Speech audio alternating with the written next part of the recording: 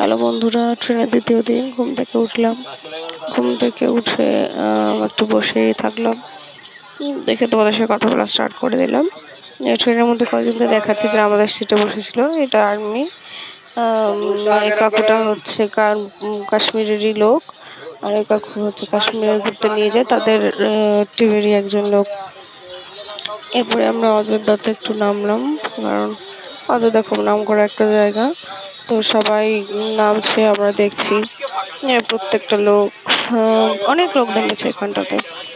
তো তারপরে ট্রেনের মধ্যে দেখো কত লোক, মানুষের লোকাল ট্রেনের মতো, স্লিপার তো নয়, লোকাল ট্রেন। এই ওখানে এসে বসে, বসেও বসে। তারপরে সামনে স্টেশন আসছে, লখনৌ স্টেশন। লখনৌতে অনেকক্ষণ ট্রেন দাঁড়াবে, তো সেখানে লখনৌতে আমরা একটু নামলাম। নেমে ইফতারের জন্য একটু ফল টল কেনার চেষ্টা করলাম। ফল ছিল, তাও একটু কলা নেওয়ার জন্য গেলাম। এখানে ডজন কলার দাম অনেক বেশি টাকা, 60 টাকা ডজন। তো আমি একটু গেলাম, গিয়ে একটু কলা কিনে নিলাম, কারণ কলার দরকার ছিল। আর এখানে লেবু নিতে গেলে আমাকে দিল না, কারণ দুটো লেবু দেবে না, ওরা কেজি ছাড়া দেয়, বিক্রি করে না, 500 ছাড়া। তো আমি নিলাম না, কারণ বেশি নিয়ে আমি কি করব, এমনিতেই সব বেশি বেশি ছিল, তারপরে আরো বেশি।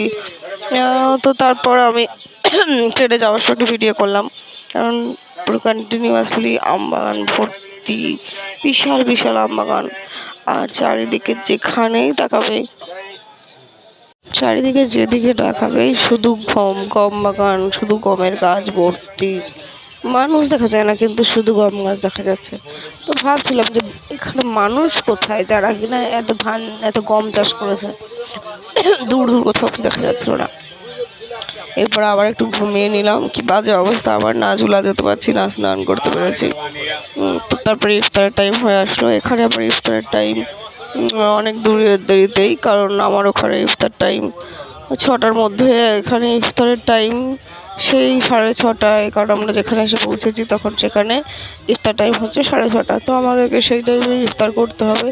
তো আমি বসে গেলাম সব কিছু রেডি করতে। এই বাড়ি থেকে এনেছিলাম, শুধু কলাটা এখান থেকে নিয়েছি। তো ইফতারের জোগাড় রেডি করলাম। শুধু তো নিজেরা খেলে হবে না, আমাদের সাথে যারা আছে তাদেরকেও দিতে হবে, ইফতার সবাইকে দিয়েই খেতে হয়। তো এই যে ইফতার কাটা আমার রেডি। ওটা বেলের শরবত। তো আর এটা হচ্ছে আবার সেই ছোলা মাখানোটা, যেটা রেডি করেছিলাম।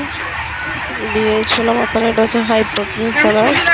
এটা খাওয়া খুবই উপকার, সেই জন্য আমি এটা ট্রেনের মধ্যে অবশ্যই রাখি।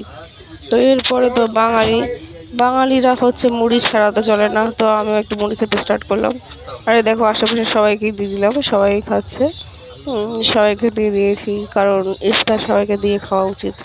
এরপর সেই বিখ্যাত কলা, সেখানে কাকু বলে ছেলে আর গেল, তো আমিও ছিললাম আর গিললাম। এই যে কাকু আমাদের চলে এসছে আমার ইফতারের পরে পরেই। তো লেস খেয়ে নিলাম। এরপরে এই যে কাকু সাদা ড্রেস পরে, ইনি না, যেটা আগে দেখালাম, ওই কাকুর আজকে ওই কাকুর পেটে আজকে শুয়ে পড়লাম। আর এই চাউমিন খেলাম, কিন্তু এই চাউমিন একদম ভালো না, আইআরটিসি থেকে নেওয়া টক। রাতের বেলা আজকে ট্রেনের খাবারই নিলাম। ট্রেনের খাবারের মান খুবই ভালো, আগের দিন তো বাইরে থেকে নিয়েছিলাম। তো এই খেয়ে আজকে শুয়ে পড়লাম। টাটা।